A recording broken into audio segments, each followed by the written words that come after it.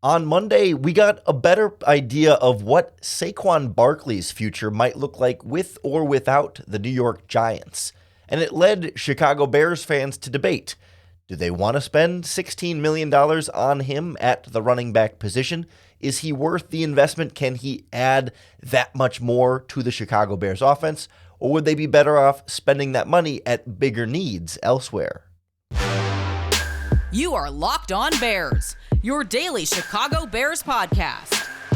Part of the Locked On Podcast Network, your team every day.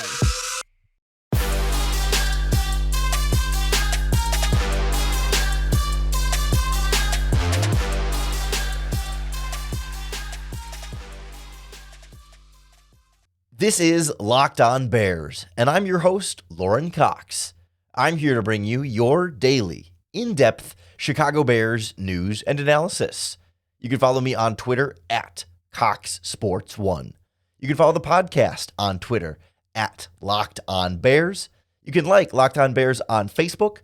Join the Locked On Bears Facebook group for even more Bears talk. And make sure you hit that subscribe button on the Locked On Bears YouTube channel to keep up with all of our video podcasts as well. Thanks for making Locked On Bears your first listen today. Today's episode is brought to you by FanDuel Sportsbook, the official sportsbook and unofficial sportsbook of the NFL. Make every moment more. Visit FanDuel.com/lockedon today to get started. On the show today, we dive into Saquon Barkley as a Chicago Bears potential free agent target.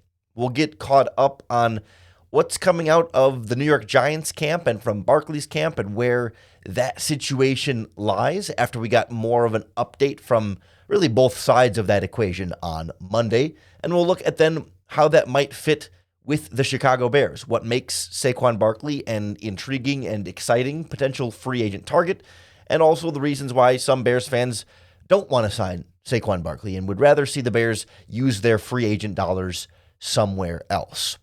What brought this to the forefront for a lot of Chicago Bears fans was a season-ending press conference, I think, for the Giants after being eliminated from the playoffs, and they start to have the conversations around that team of what they want to do with their own players, specifically the quarterback position, Daniel Jones, and then the running back position, Saquon Barkley. Pretty monumental decisions for that franchise to make. And of course, just like we saw with the Bears and Ryan Poles and Matt Eberflus, the Giants aren't going to come out and say exactly what they're going to do and how much they're willing to spend and how they're going to handle exact details of those negotiations. But some additional reporting came out with some of the quotes we got from the Giants press conferences that are shaping the Saquon Barkley market a little bit more and giving the Chicago Bears and every other team a better sense of how things might play out in that direction. It was clear that the Giants do want to bring back Saquon Barkley. Their general manager, Joe Schoen, made it clear, right? Like they're definitely interested in bringing them back. They're not like raving about him the whole press conference saying, oh, we're definitely going to do whatever it takes in order to spend whatever we can to make sure these players can't leave. But there's a really clear interest there, right? They're not just going to let them go and not attempt to re-sign them. But they also kind of acknowledged that the two sides were not particularly close on what the contract value might be for somebody like Saquon Barkley. Shane said they weren't close in value when they entered negotiations, leading up to this season and during this season. He didn't specifically say where they were and where the Barkley was and how far apart, the specific numbers.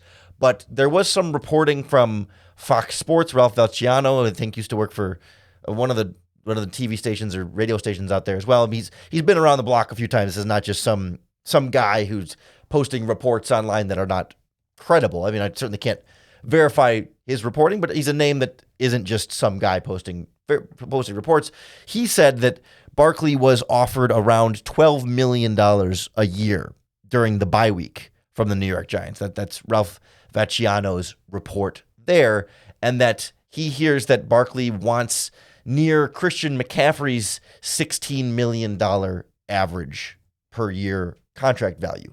Barkley kind of came out and said, I'm not trying to reset the running back market. He's trying to say, I'm not trying to be unreasonable here. I'm not trying to set a new NFL record for biggest contract ever handed out to a running back. But he does want to be paid like one of the top running backs in the NFL because he's produced like one of the top running backs in the NFL. And so if the Giants were offering around 12 and Barkley's reportedly around 16, that's the report on both sides there, $4 million a year is quite a gap that would need to be breached or broached. Broached? I think you broach a gap. Do you breach a gap? Do you broach a gap? You breach like the side of a wall. Anyway, not important. The important thing is that there's some distance there that would require some negotiation. And it's like, well, while they're working on that, they're also working on what they want to do at the quarterback position with Daniel Jones. Because it's a similar thing where they're not going to just hand Daniel Jones a blank check, but he played well enough this season that they're interested in re-signing him and continuing with him as their quarterback. And the bigger thing here, they only have one franchise tag.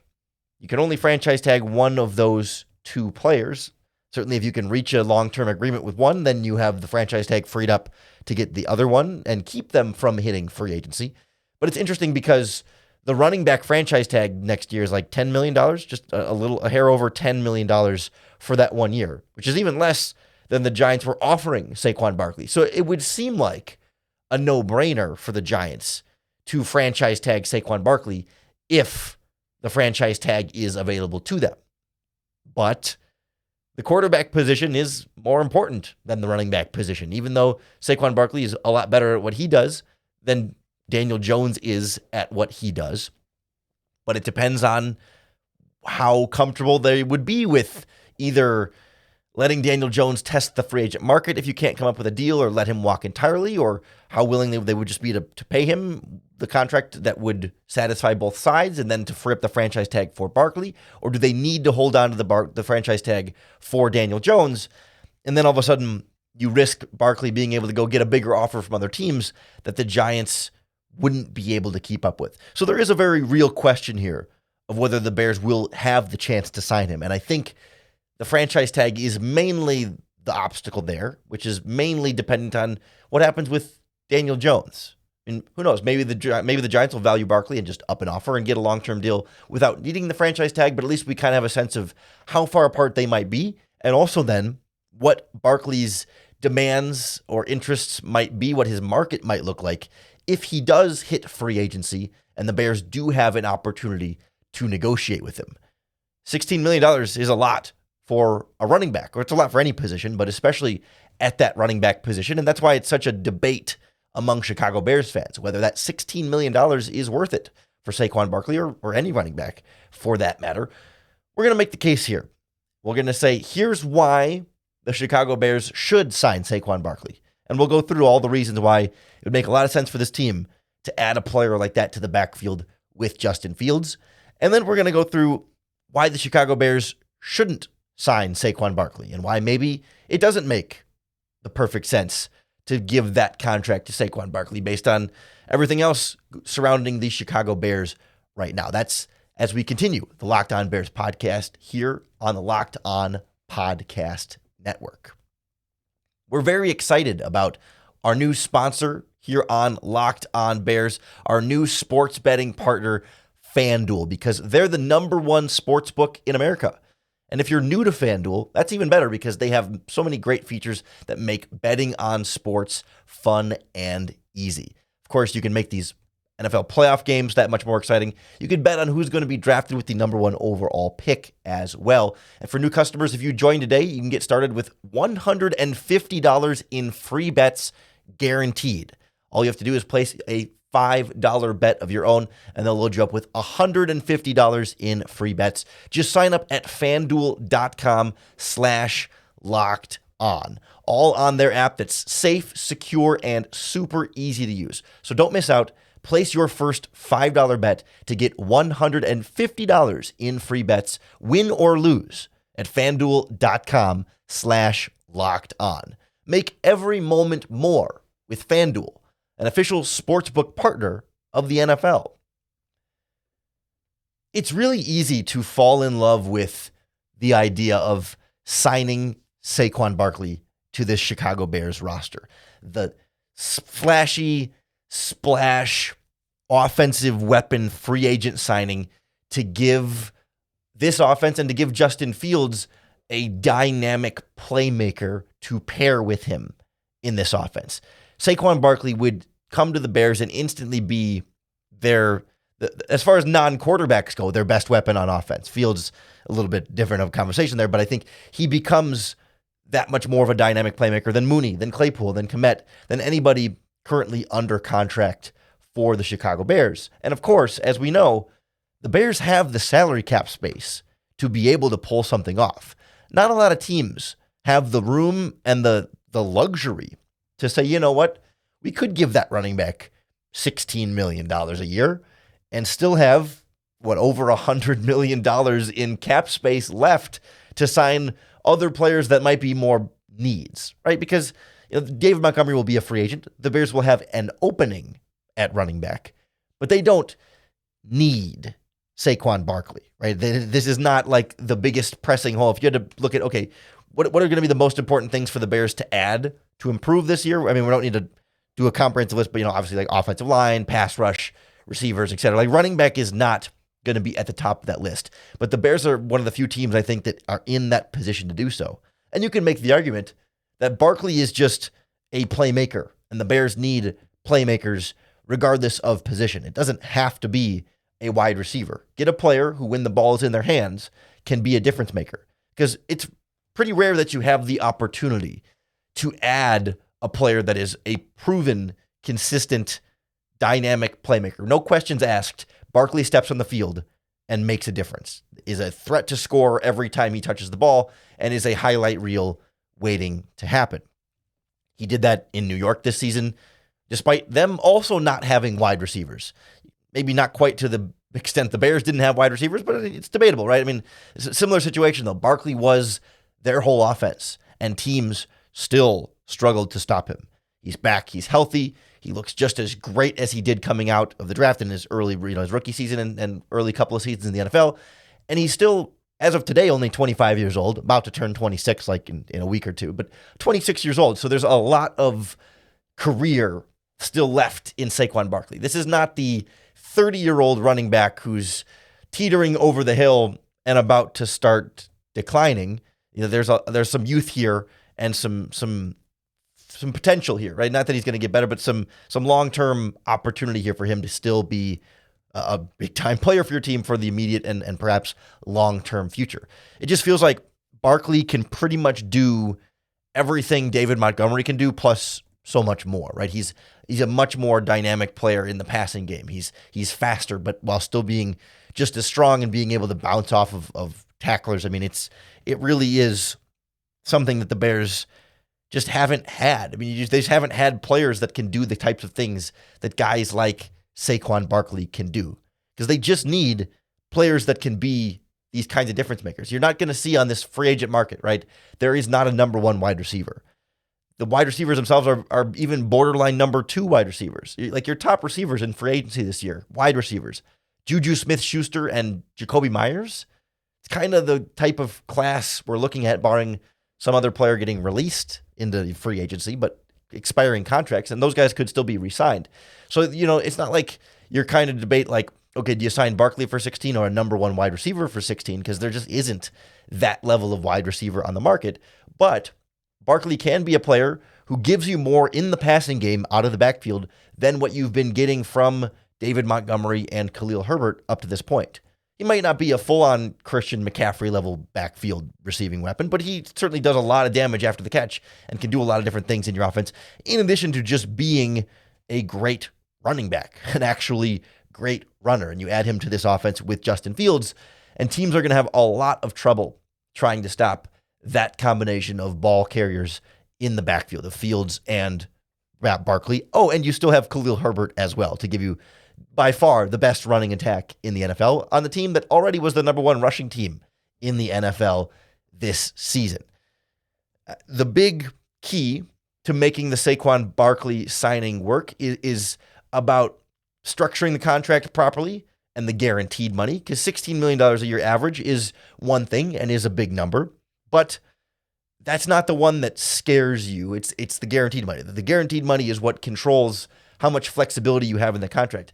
Especially with the amount of cap space the Bears have this offseason. We shouldn't get too caught up in what that per year average number is. $16 million a year for Saquon Barkley, or, they're throwing out $20 million a year for some of these offensive linemen and some of these, pass rusher type players, right? Big time numbers. That average is what's easy for us to kind of hold on to. But what will matter the most, especially with somebody like Saquon Barkley, is going to be that guaranteed money. How many years of the contract do you owe him up front that you're going to have to pay him, and you can't get out of that contract because the dead cap money would just be too much because of how much you guaranteed up front? I'm fine with the idea of giving Saquon Barkley $16 million a year if, is that 20 guaranteed, 25 guaranteed? Is it 30 guaranteed? That's when you start to get into these numbers of like, okay, how long am I locked in to that $16 million a year number? Because if you give him a 5-year deal at $16 million a year, that's a lot of money. But if it's only guaranteed for the first year or the first 2 years, and then after that, you can cut him and save all that cap space and move on and have that flexibility from there, it makes it a lot easier to really be able to handle paying a running back of this stature. Because the modern analytics, the Moneyball idea will tell you, don't pay running backs, right? Running backs are easy to find other good running backs, and they're replaceable, and that you shouldn't invest a lot of money in that position. But there's always been a caveat on that of like, don't pay running backs unless they're truly special and irreplaceable at the position. Because guys like Barkley, guys like Derrick Henry, guys like Christian McCaffrey, you can't just find those in the third round of the draft. You can find very good running backs, David Montgomerys, Kareem Hunts, etc., in the third round of the draft. You're not finding Barkleys, Henrys, and McCaffreys in that stage. These are the guys who are above the replaceable running backs. These are the guys that are the exceptions, but you can still build in some of the financial protection and the risk protection by limiting the guaranteed money. And that's what would be most important for making a deal and making Saquon Barkley a palatable running back signing for the Chicago Bears to invest in a particularly luxurious free agent signing on a team that also has a lot of needs to fill. And that's why you can feel that argument of like, well, as much as they do have 100 and plus million cap space, 16 does take a pretty good chunk out of that. Not keeping you from signing anybody else, but is that $16 million you could put to more valuable positions, put to bigger needs that will have a more direct impact on Justin Fields and his development and the success and growth of this offense, and also rebuilding this Bears defense and getting them to be able to help Justin Fields out a little bit more. So we'll flip the script here. And we'll look at why maybe signing Saquon Barkley would be cool and fun and exciting, but maybe not what's best or most prudent for this Bears team next on Locked On Bears. The idea of signing Saquon Barkley to a $16 million a year contract, it does immediately strike this feeling in me that just doesn't feel like just the idea of it doesn't feel like the smartest thing to do. Because when you think about it, when was the last time that a team signing a running back to a big free agent contract, when was the last time that worked really well? When a running back left one team, went to another team in free agency, signed a big deal, they paid him a lot of money. It's really been eliminated from the NFL offseason experience. I mean, teams have just stopped paying running backs big money in free agency. We don't see massive markets build up for these players. They're still decent-sized contracts, but really what you see right now is that the only running backs that are getting paid top dollar are these truly great running backs. We mentioned, McCaffrey and Henry and Barkley being in that conversation, but those great running backs don't hit free agency, right? They only get paid when they're great, and when they're great, they don't hit free agency, so other teams don't get the chance to sign them. They're either traded in the case of McCaffrey or, re-signed by their team because they're so valuable that their own teams are not going to let them go, not going to let them walk in free agency for nothing more than a compensatory pick in return. And so if the New York Giants don't, agree to a long-term contract extension with Saquon Barkley or use the franchise tag on Saquon Barkley, that feels like a red flag. Sure, there's a chance that the Giants are just blowing it and not reading the situation correctly and letting a really good player leave foolishly. That is a possibility in there. But I think if a team like the Giants that was in the playoffs this year and pushing and building around a quarterback that hasn't been great at all times, if they're willing to let Barkley go, we should ask why. Again, feel like we did this on yesterday's podcast, but like I feel like Brian Windhorst, like leaning back with the fingers pointing up, like, why is that?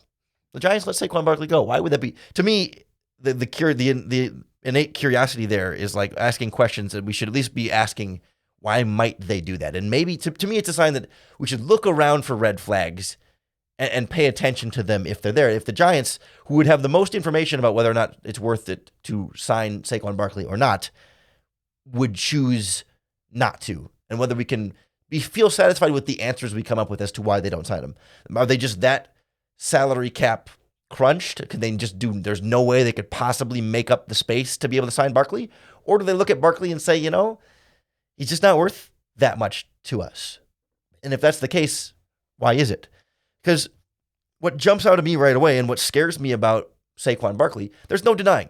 Great player, would be great for the Bears offense, would be an upgrade, would be dynamic, and it's rare opportunities you get to add those kind of players to them. Like, I don't disagree. Like, and I don't want this to sound facetious. Like, everything I said in the previous segment about why it would make a lot of sense to sign him, like, I believe those things. This is not like, I'm not doing the Skip Bayless, I'm just saying whatever to say for the sake of saying it and don't really believe the words that are coming out of my mouth. Like, I do believe all those things to be true. But also, he tore his ACL in 2020. Remember, missed pretty much all of that season, came back in 2021 and just wasn't very good. Maybe some lingering ACL stuff there, and I know he had a bad ankle sprain during that season, so he wasn't super, super healthy. And then, of course, 2022 looks great. Looks like the old Saquon Barkley again, a new man, rebuilt and ready to roll. But there was a moment there in 2021 where we wondered if Barkley would ever be the same, whether his career was kind of done and trailing off, and whether the ACL was just going to be too much of a hindrance and that he wouldn't get back to full speed Saquon Barkley. Now that we've seen it again, there's a lot of reason to have faith in that, but I can't help but wonder if it will last, or if there's a greater risk of more injury, or whether it will speed up the timeline to when his career will start to fall off because he's been through such a catastrophic knee injury. You also have this idea, then there's a growing sort of research into how long running back careers last. And there's been debate on exactly where the number is, but there's this idea that a running back, after they hit a certain number of carries, a certain number of touches, catches and carries, they've taken so many tackles and so much contact that they start to break down more and more after a certain threshold. You get to a certain part of your career and you've just been hit so many times and carried the ball so many times that your body just can't keep holding up consistently, and you see running backs start to drop off from that point, struggle to stay healthy, struggle to stay full speed and just full contact, full everything that you need for that player to be their best. I'm not here to argue where exactly that number is. Some people say it's 1,500 touches. Some people say it's 2,000 touches. And for every running back, it's different, right? It's not, and there's not always just a uniform point. But we should keep in mind that Saquon Barkley in his NFL career is now up to 1,000 carries, just under 250 catches, 1,250 total touches, essentially right around there, up to this point. And there is eventually a limit there. He's still young. He's still 26. He's still on the lower end of that spectrum. But you do start to wonder, just in terms of running back longevity, there's a reason why running backs don't tend to have long careers, at least not the lead horse running backs. You can have a long career as the scat back, as the rotational guy in there who's not carrying the ball 25 times a game or 200 or 250 times a season, to get up to 1,000, or I guess, well, he had the injuries in there too, but you know what I mean? Like, you can only shoulder so much of that load before things start to break down. And are you going to invest a 4 or 5 year contract and $16 million a year and maybe a significant chunk of guaranteed money in a guy that not only has 1,250-ish touches at this point in his career, but also has the torn ACL and ankle stuff in his medical history already? Those feel like red flags. How big the red flag is, we can debate, right? That's what every general manager will be looking at. There's no doubt that a running back having a torn ACL is a red flag. Like, David Montgomery does not have the torn ACL in there. It's less of a red flag in terms of injury history when it's the big one. The ACL is the big one. It's just a matter of what that risk is. and what your risk tolerance is. And is it easier to tolerate that risk when it's not $16 million a year, right? Is it when it's $10 million a year versus $16 million a year, or depending on what David Montgomery is going at, right? And is the difference in talent or other running back options out there? There's guys like Tony Pollard, who just broke his leg in the playoff game. Not a great example, but Josh Jacobs from the Las Vegas Raiders. I mean, there's other options at the running back position that maybe don't have the same pedigree, not as dynamic as Saquon Barkley, but maybe a fewer carries under their belt and not the torn ACL injury under their belt. I mean, usually you take college into consideration for this, and I didn't go back and look at. I know Barkley at Penn State was the lead guy, but not like 4 years of the lead guy. And I know those Alabama running backs take some toll. That's not the point of the podcast episode that we're doing today. But there is some real concern there. And that if the Giants let Barkley walk, are they more concerned about the injury? Do they have is that part of the reason why they might let him walk? Is to say, yeah, he has had a lot of touches and he's had the torn ACL. And we're not sure whether we really want to commit to that for top dollar long term. There's a lot of risk there when you're talking about that much money and that much time. And if the Giants aren't willing to do that, makes me perk up a little bit and say, okay, well, should I be willing to do that if the team that knows him best and drafted him isn't willing to do that? And that's why I do think at the end of the day, with all these free agents, but especially with Saquon Barkley, it's really going to come down to that contract. And if there's a way where I can give him the guaranteed money, so after the first year, I can get out of the contract and not be, swimming in dead salary cap space. If for some reason he busts as a free agent, I want to be able to get out of the contract. I want to where if he's healthy and playing well, he's going to get the full $16 million every year. Good for him. He's earning it. If he gets hurt again, if he falls off the map for some reason, if the wear and tear starts to bring him down and he's not playing well, I want the safety and protection in the contract to be able to cut him and not owe him tens of millions of dollars in dead guaranteed money that I already paid him for performance that I'm not going to be able to get. Feels to me like a guy like Barkley, when you start getting in negotiations and leverage, if you get multiple teams, that's when the guaranteed money can be part of that. And maybe another team is willing to guarantee more and give him more of that financial security, more than I might be willing to give him. It depends, right? If I can get out after 1 year, I'm good. If I can get out after 2 years, I'm okay. If the first 3 years are all mostly guaranteed, that for me, that becomes a little bit more risk than I think I'm willing to, because by then he's 29 at running back and with a lot more touches under his belt. Like, I don't want to get, because the last thing you want to do is sign Saquon Barkley to this big deal, have things not work out, and you're locked into this expensive contract for a player that's not very good, or that's not playing very well, or that isn't available to you because of the injuries all the time, right? That's the fear of what you're trying to avoid, and how.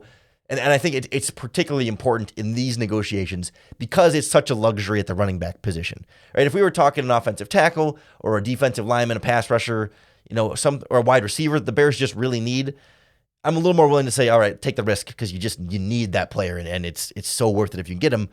Barkley is, at the end of the day, a little bit more extra. He's a luxury, and I would rather go with a more sure thing at some of these other positions and say, yeah, I can live without giving Barkley the $16 million. My team can still be very, very good without that. My team can't be very, very good without another good offensive lineman, multiple good defensive linemen, and more pass catching and receivers, tight ends, etc.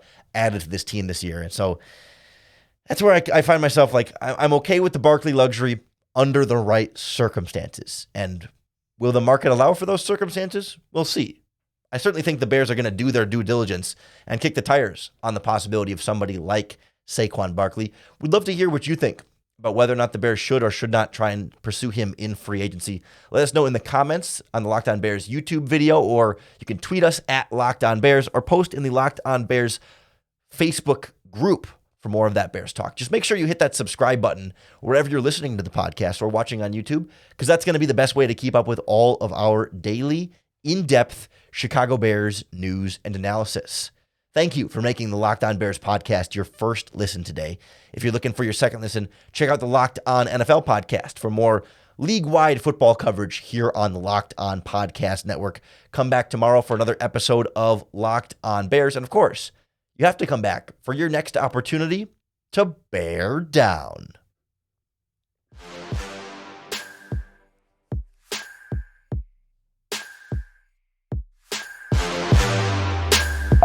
On Monday.